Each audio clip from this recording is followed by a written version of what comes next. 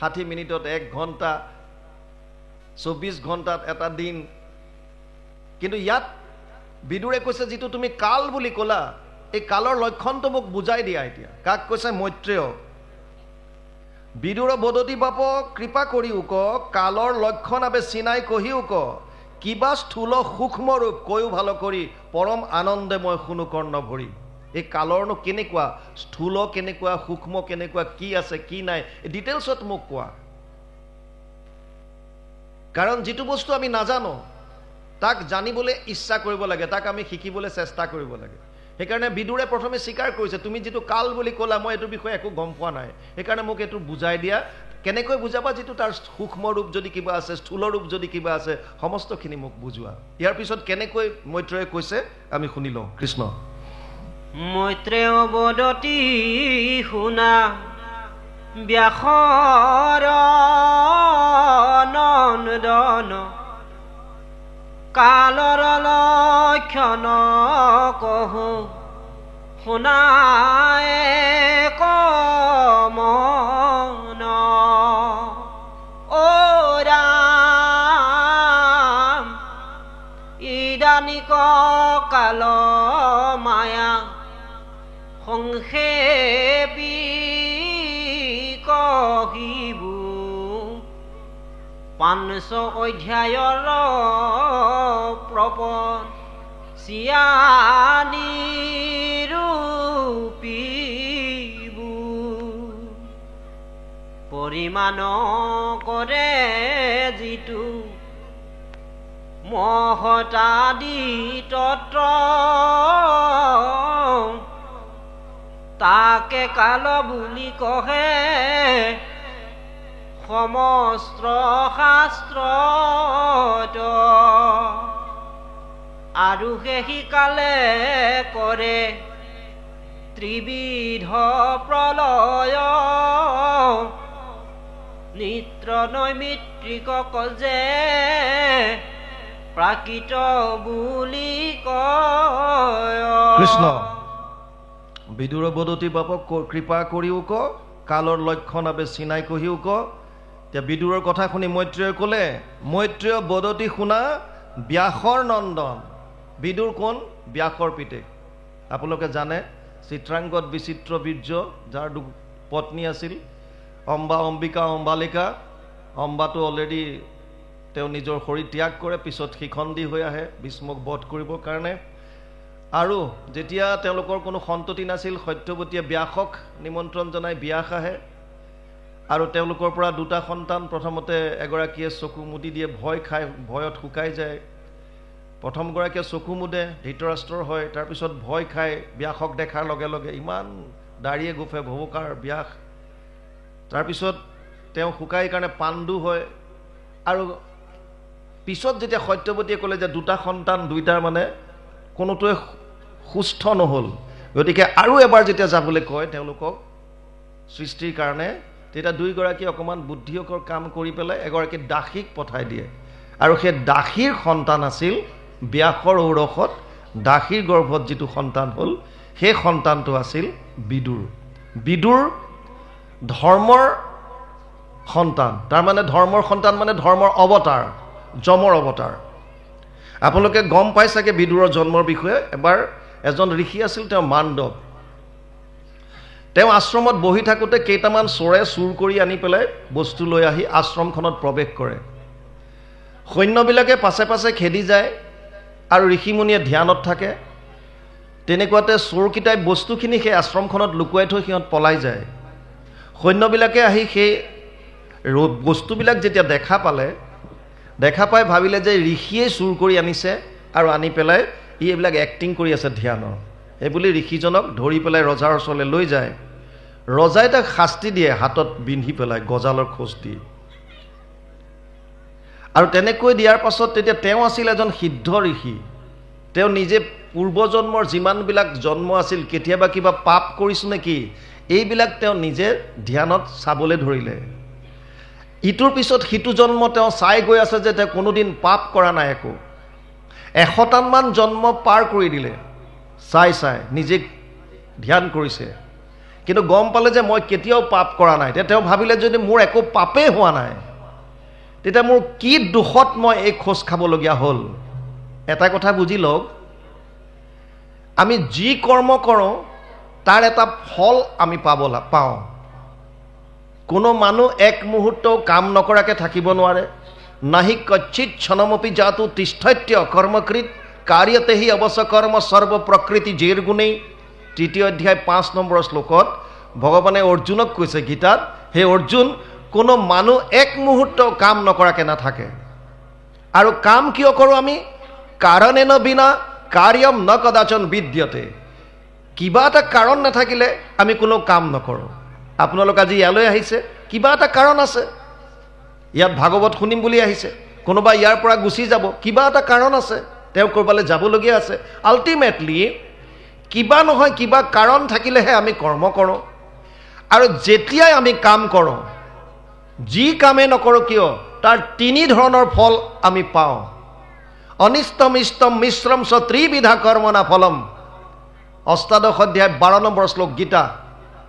যিয়ে কৰ্ম নকৰোঁ কিয় তাৰ 3টা ফল আছে, এটা ভাল, এটা বেয়া, এটা মিশ্ৰিত। ভাল কৰ্মৰ পুণ্য, যদি আপোনাৰ পুণ্য বেছিকৈ সঞ্চিত হ'ল আপুনি স্বৰ্গলোকত যাব, দেৱতা হৈ থাকিব। কিমানবাৰ আপোনালোক হৈ আছে তাৰ ঠিক নাই। আৰু যদি বেয়া কৰ্ম হয়, পাপ যদি বেছি হয়, তেতিয়াহ'লে অধোজনী পাব, কীট পতংগ পোক পৰুৱা। আৰু যদি মিশ্ৰিত কৰ্ম হয় তেতিয়াহ'লে মনুষ্যজনী।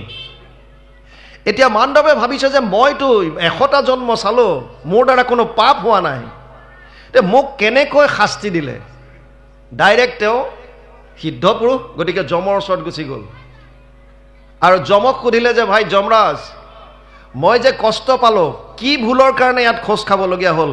কাৰণ ময়ো জানো যে কৰ্মফল আমি ভোগ কৰিব লাগে, যোনে যেনেকুৱা কৰ্ম কৰিছে তাৰ ফল ভোগ কৰিব লাগে। এতিয়া মই কি কৰ্ম কৰিছিলোঁ এনেকুৱা যিটোৰ কাৰণে মই ফল ভোগ কৰিবলগীয়া হ'ল, মই গজালৰ খোজ খাবলগীয়া হ'ল? যমে চিত্ৰগুপ্তক মাতিলে আৰু সুধিলে, ভাই চোৱা কি আছে? সিহঁতে চাই গৈ দেখিলে 101 নম্বৰৰ জনমটোত 5 বছৰ বয়সত জীয়া এটা ধৰি লৈ তাৰ পিছফালে শলা সুমুৱাই পেলাই উৰাই দিছিলে।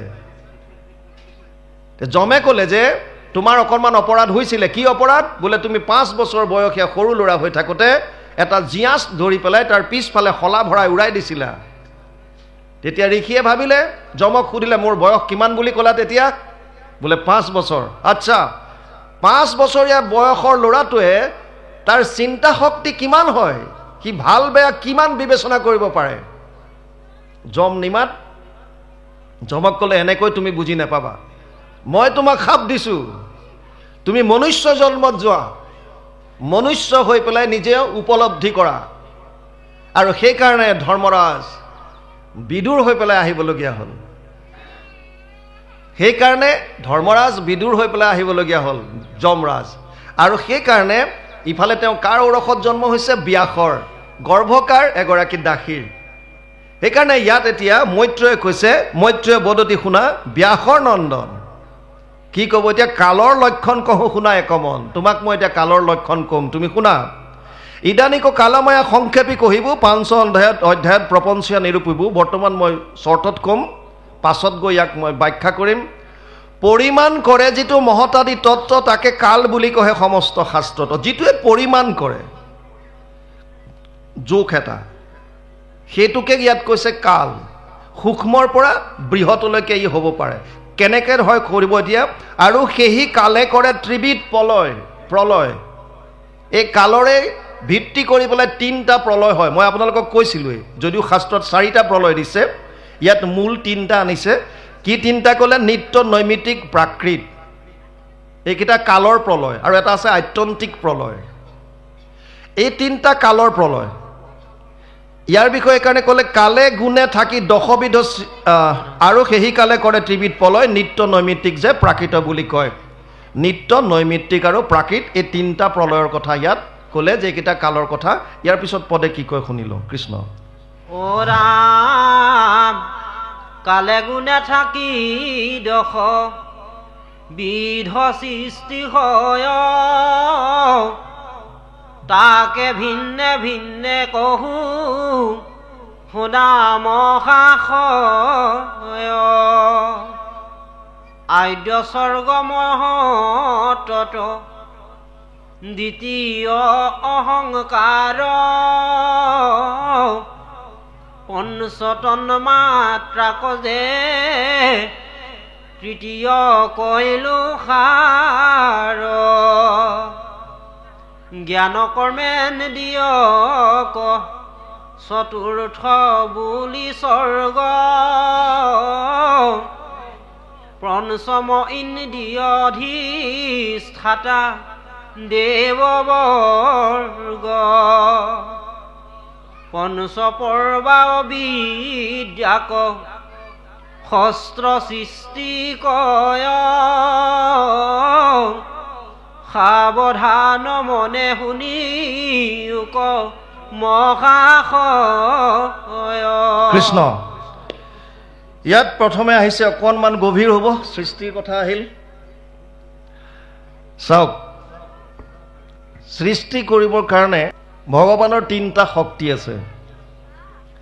এটাকৈ চিত শক্তি, যিটো প্ৰভু ভগৱন্তৰ অন্তৰংগ শক্তি বুলি কোৱা হয়, যাক কোনো কোনো শাস্ত্ৰত পৰাশক্তি বুলি কৈছে, কোনো শাস্ত্ৰত স্বভাৱ শক্তি বুলি কৈছে।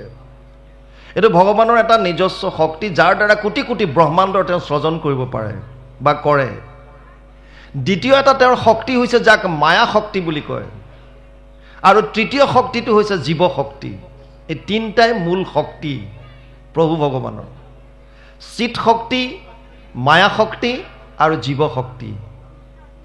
যিমানবিলাক আমি জীৱ আছোঁ, লাগিলে দেৱতাৰ পৰা ব্ৰহ্মাৰ পৰা যিমানবিলাক জীৱ আছে, কীট পতংগ পোক পৰুৱালৈকে, এই সমস্তবিলাক জীৱ শক্তিৰ অধীনত আছে। মানে জীৱ কাক কয়? যোনে নিজে জীয়াই থাকে, আনক জীয়াই ৰাখে। জীৱটো নিজে জীৱিত হৈ থাকে আৰু শৰীৰত প্ৰৱেশ কৰাৰ লগে লগে সচেতন কৰা দেহ প্ৰাণ ইন্দ্ৰিয়ক, জীৱক ভুঞ্জান্ত নানাবিধ বিষয়ক, ইয়াক শৰীৰটোক সচেতন কৰে। যেনেকৈ ফেন এখন ৰৈ আছে, ফেনখন জ্বৰ, তাত যেতিয়া কাৰেণ্টটো আহিব, ছুইচটো দিব, সি ঘূৰিবলৈ ধৰে, চেতন শক্তি পাই যায়। তেনেকৈ জীৱ যেতিয়া সোমায়, তেতিয়া এই যিটো আমাৰ জ্বৰ দেহা, এই জ্বৰ দেহাটোকো সচেতন কৰি তুলিব পাৰে। এইটো হৈছে জীৱ। আমাৰ বাহিৰে দুটাই তত্ত্ব আছে, এটা হৈছে চিত শক্তি ব্ৰহ্মতত্ত্ব ভগৱান, আৰু এফালে হৈছে মায়া, তেওঁৰ মায়া শক্তি। এই মায়াৰ ভাগ আছে, এটাক কয় গুণমায়া। গুণমায়াৰ তিনিটা গুণ আছে। সত্যম ৰজস্তম ইতি গুণ প্ৰকৃতি সম্ভৱা, 14 অধ্যায় গীতা 5 নম্বৰ শ্লোক। তিনিটা গুণ আছে, সত্য, ৰজ আৰু তম। সৃষ্টিৰ বস্তুটো বুজি লওক। যত যিমান বস্তু হয়, এই তিনিটা গুণৰ দ্বাৰা হৈছে। এই তিনি গুণৰ দ্বাৰাই প্ৰথমতে আদ্য স্বৰ্গ মহত্তত্ব বুলি কৈছে। আদ্য মানে আদি, প্ৰথম। স্বৰ্গ মানে ইয়াত সৃষ্টি বুজাইছে। আদ্য স্বৰ্গ বুলি কৈছে যে সৃষ্টি বুজাইছে। আদি সৃষ্টিটো কি? মহত্তত্ব। তিনি গুণৰ দ্বাৰা মহত্তত্বৰ সৃষ্টি হ'ল। দ্বিতীয়ত আহিছে অহংকাৰ, আৰু এই অহংকাৰতে সাত্বিক, ৰাজসিক, তামসিক, তাৰ পৰাই বিভিন্ন ধৰণৰ 24 তত্ত্বৰ সৃষ্টি হ'ল। কেনেধৰণে ইয়াত ক'লে? আদ্য স্বৰ্গ মহত্তত্ব প্ৰথম, দ্বিতীয় হ'ল অহংকাৰ, পঞ্চ তন্মাত্ৰাক যে তৃতীয় কৈলো সাৰ। তন্মাত্ৰা ৰূপ, ৰস, গন্ধ, স্পৰ্শ আৰু শব্দ। 5টা জ্ঞানেন্দ্ৰিয়ৰ 5টা বিষয়ক পঞ্চ তন্মাত্ৰা বুলি কয়। ৰূপ, ৰূপ কিহৰ বিষয়? চকুৰ বিষয়। ৰস, ৰস কিহৰ বিষয়? জিভাৰ। ৰূপ, ৰস, গন্ধ নাকৰ, স্পৰ্শ চৰ্মৰ, শব্দ কৰ্ণৰ। 5টা জ্ঞানেন্দ্ৰিয়ৰ শ্ৰোত্ৰ, নেত্ৰ, জিহ্বা, ঘ্ৰাণ, চৰ্ম, এই 5টা জ্ঞানেন্দ্ৰিয়। গুহ্য, লিংগ, পদ, বাণী, কৰ, এই 5টা কৰ্মেন্দ্ৰিয়। 5টা জ্ঞানেন্দ্ৰিয়ৰ 5টা বিষয়ক ইয়াত তন্মাত্ৰা বুলি কৈছে। সেইকাৰণে ইয়াত লিখিছে পঞ্চ তন্মাত্ৰাক যে তৃতীয় কৈলো সাৰ, তৃতীয় সৃষ্টি হিচাপে পঞ্চ তন্মাত্ৰাক ক'লে। জ্ঞান কৰ্মেন্দ্ৰিয়ক চতুৰ্থ বুলি স্বৰ্গ, পঞ্চম ইন্দ্ৰিয় অধিষ্ঠাতা দেৱবৰ্গ। জ্ঞান ইন্দ্ৰিয়, কৰ্মেন্দ্ৰিয় কি বুলি ক'লে? চতুৰ্থ বুলি ক'লে। আৰু ইয়াত যিসকল দেৱতা আছে, প্ৰত্যেকটো ইন্দ্ৰিয়ত একোজনকৈ দেৱতাৰ অধিষ্ঠাতা আছে। গতিকে সেইবিলাকক ইয়াত ক'লে সেই দেৱবৰ্গখিনিক পঞ্চম সৃষ্টি বুলি কোৱা হৈছে। পঞ্চপৰ্বা অবিদ্যাক শস্ত্ৰ সৃষ্টি কয়, সাৱধান মনে শুনিও ক মহাশয়। অবিদ্যা, অবিদ্যা কাক কয়? অবিদ্যাটো হৈছে পঞ্চপৰ্বাৰ মায়াটো, অজ্ঞানতাখিনি। সেইটোক কৈছে ইয়াত কিহক? সৃষ্টি, ষষ্ঠ সৃষ্টি। এইখিনিলৈকে ইয়াত গৈছে, তাৰপিছত কি আহিছে সপ্তমত আমি চাওঁ। কৃষ্ণ ও ৰাম ছয়বিধ বৃক্ষ সৃষ্টি বুলি সপ্তম 2800 প্ৰকাৰে পশু হয় অষ্টম। ৰজোগুণে অধিক কৰ্মত দাৰত সেনয় মানুহ স্বৰ্গ জানানব মত। ও ৰাম সনত কুমাৰ আদি যত দেৱগণ আৰাকদ সমস্বৰ্গ বোলে সৰ্বজন। এহি দশবিধ সৃষ্টি কহিলো তোমাত সবাকুশ্ৰ জিলা ব্ৰহ্মা কহিলো সাক্ষাৎ। কৃষ্ণ 28 প্ৰকাৰে নাই 6বিধ বৃক্ষ সৃষ্টি বুলি সপ্তম। বৃক্ষক কৈছে ইয়াত সপ্তম সৃষ্টি। তাৰ পাছত কৈছে 28 প্ৰকাৰে পশু হয় অষ্টম। বিভিন্ন ধৰণৰ 28 প্ৰকাৰৰ পশু, এইখিনিক কৈছে অষ্টম। ৰজোগুণে অধিক কৰ্মত সদা ৰত হেনয় মনুষ্য স্বৰ্গ জানা নৱমত। মনুষ্যৰ সৃষ্টিটো নৱমত ধৰিছে, আৰু সনত কুমাৰ আদি যিমানবিলাক দেৱতা আছে আৰাক দশম স্বৰ্গ বোলে সৰ্বজন। যি য'ত দশম সৃষ্টিৰ কথা কৈছিল, ইয়াত সেই 10টা সৃষ্টিৰ কথা ক'লে মানুহক নৱমত ৰাখিছে, দেৱতাসকলক দশম সৃষ্টিত ৰাখিছে। এহি দশবিধ সৃষ্টি কহিলো তোমাত সবাকুশ্ৰ জিলা ব্ৰহ্মা কহিলো সাক্ষাৎ। আল্টিমেটলি প্ৰভু ভগৱন্তৰ যি 3টা গুণ আছে, সত্য ৰজ তম, এই 3 গুণৰ পৰা মহত্তত্ব, তাৰ পৰা অহংকাৰ, তাৰ পৰা 24 তত্ত্বৰ সৃষ্টি, আৰু এনেধৰণে সম্পূৰ্ণ আমাৰ এই জগতৰ সৃষ্টি হৈছে। ইয়াত ব্ৰহ্মাৰ দ্বাৰা যি 10টা সৃষ্টি কৰিছে তাক বিভিন্ন ধৰণে খুব সুন্দৰভাৱে ইয়াত ভাগ কৰি দিলে। তাৰে আদ্য স্বৰ্গ বুলি কৈছে মহত্তত্ব, দ্বিতীয়ত অহংকাৰৰ কথা কৈছে, তৃতীয়ত পঞ্চ তন্মাত্ৰা ৰূপ ৰস গন্ধ স্পৰ্শ আৰু শব্দ, জ্ঞান আৰু কৰ্মেন্দ্ৰিয়ক চতুৰ্থ বুলি কৈছে। আমাৰ যিমানবিলাক ইন্দ্ৰিয়ত যিমানবিলাক অধিষ্ঠাতা দেৱতা আছে সেইসকলক ইয়াত ক'লে পঞ্চম বুলি ক'লে, অবিদ্যাক ষষ্ঠ বুলি ক'লে, তাৰপিছত সপ্তমত বৃক্ষক দেখুৱালে, অষ্টমত দেখুৱালে ইয়াত পশু, নৱমত দেখুৱালে মনুষ্যক, আৰু দশমত দেখুৱাইছে দেৱতাসকলক। এইখিনি এতিয়ালৈকে 10টা সৃষ্টিৰ কথা কৈছে। তাৰ পাছত যেনেকৈ প্ৰাণী ইয়াত স্বজন কৰিছে সেইখিনি মই পদৰ লগত যাম। কৃষ্ণ আৰু যেন মতে শুয়া আছে প্ৰাণীগণ বিসংতি অধ্যায় তাক কৰিবু বৰ্ণন। আবে শুনিও ক যেন কালৰ ব্যৱস্থা যত কহু হবে ঈশ্বৰৰ লীলা কথা।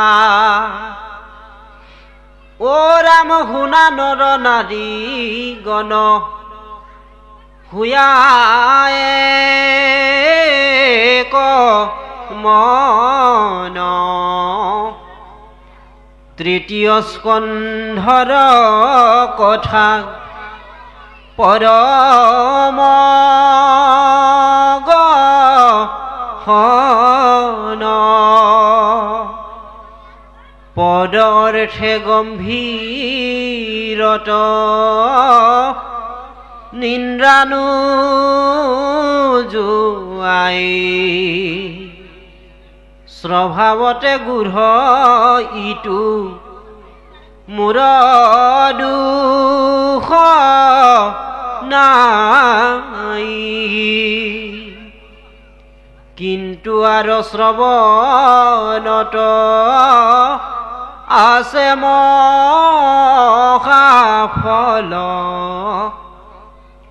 অল্পকালে পাইবা কৃষ্ণ চৰণ কমল।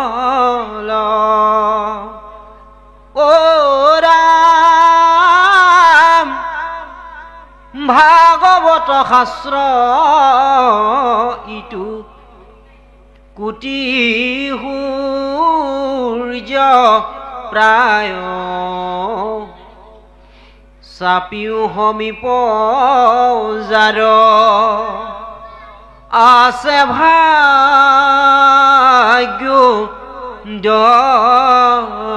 কৃষ্ণ পদে কৈছে, আৰু যেনমতে হোৱা আছে প্ৰাণীগণ 20 অধ্যায়ত তাক কৰিব বৰ্ণন। যি ধৰণে আৰু বাকীখিনি সৃষ্টি আছে সেইখিনি পাছত আলোচনা কৰিব 20 অধ্যায়ত। আবে শুনিও ক যেন কালৰ ব্যৱস্থা, যত কহো সবে ঈশ্বৰৰ লীলা কথা। এতিয়া আমাক ক'বলৈ আগবাঢ়িছে কালৰ ব্যৱস্থা। তাৰ পাছতেই কবিয়ে ইয়াত এটি উপদেশ দিছে। শ্ৰীমন্ত শংকৰদেৱে ভাগৱত যেতিয়া অনুবাদ কৰিলে, তেওঁ ভাগৱতৰ 12টা স্কন্ধ নিজে কৰা নাই। প্ৰথম স্কন্ধ, দ্বিতীয় স্কন্ধ, তৃতীয়ৰ অনাদি পাতন, ষষ্ঠৰ অজামিল উপাখ্যান, অষ্টমৰ বলিচলন আৰু সাগৰ মন্থন, দশমৰ আদিভাগ, শেষৰ কুৰুক্ষেত্ৰ যাত্ৰা, একাদশ আৰু দ্বাদশ, এইকেইটা তেওঁ নিজে কৰিছে। বাকীখিনি তেওঁৰ প্ৰপন্ন শিষ্যসকলে কৰিছে। গুৰুজনাই আৰম্ভ কৰি দিলে যে যেতিয়া অনুবাদ তেওঁ কৰিছিল তাৰ 2-3টা অধ্যায়ৰ পাছত একোটাকৈ উপদেশ তেওঁ দি গৈছে। এই কাহিনীখিনি এতিয়া আমাক যিখিনি কথা ক'লে ইয়াৰ ওপৰত ভিত্তি কৰি এটা উপদেশ আমাক দিয়ে। আৰু গুৰুজনাই যিকেইটা স্কন্ধ অনুবাদ কৰিছে সেই অনুবাদ স্কন্ধকেইটাত টোটেল তেওঁ 173টা উপদেশ দিছে। এই উপদেশসমূহ আমি সংকলন কৰি এখন গ্ৰন্থ কৰিছিলোঁ, তাৰ সৰলীকৰণ ছাইডত দিছিলোঁ যাতে সকলোৱে বুজিব পাৰে। নাম দিছিলোঁ আমি কহে গুৰু শংকৰ। আপোনালোকৰ জোনাই অধিৱেশনত আমাৰ উন্মোচন হৈছিল। সেই গ্ৰন্থখন আপোনালোকৰ নামঘৰৰ কাৰণে আমি এভাগ লৈ আহিছোঁ। আমি অনুৰোধ কৰিম, যিহেতুকে উপদেশৰ আলোচনা কৰিম এতিয়া, তাৰ আগতে আপোনালোকৰ প্ৰাথমিকৰ হওক গাঁৱৰ হওক কোনোবা এজন আহি আমাৰ পৰা গ্ৰন্থভাগ লৈ আমাক কৃতাৰ্থ কৰে যেন। কৃষ্ণ।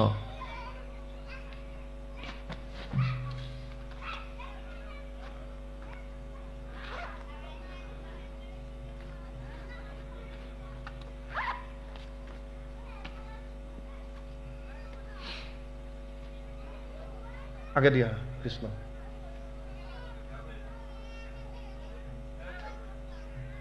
কৃষ্ণ। হৰি কৃষ্ণ কৃষ্ণ কৃষ্ণ হৰি কৃষ্ণ। এতিয়া উপদেশ আহিছে, শুনা নৰ নাৰীগণ হুয়া এক মন, তৃতীয় স্কন্ধৰ কথা পৰম গহন। তৃতীয় স্কন্ধৰ কথা অতি গহীন। সৃষ্টি কাৰ্যৰ কথা ব্যাখ্যা কৰাও কঠিন, বুজি পোৱাও কঠিন।